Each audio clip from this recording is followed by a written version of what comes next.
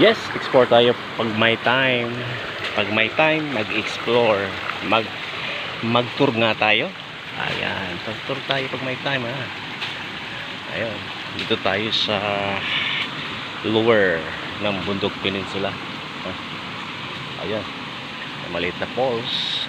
Ay, ang hirap. Ang hirap mag mountaineering. Oh.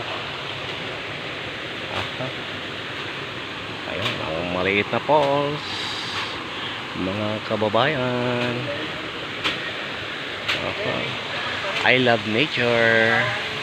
Nature is real. Andito ang pang anti-stress natin. Sabi ng matatanda, pagka meron ka daw sipon or hika, pumunta ka lang sa waterfalls para yung hika o asthma, pag mahirap asthma ay mawawala. Tapi yung sugat mo raw na hindi gumagaling, dalhin mo lang dito sa waterfalls. Yan. Kasi bakit? Mayaman ito sa negative ion or ozone. So scientifically, ang waterfalls ay nag-i-emit ng ozone or O3.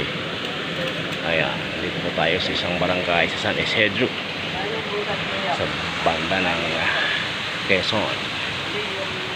Ayan.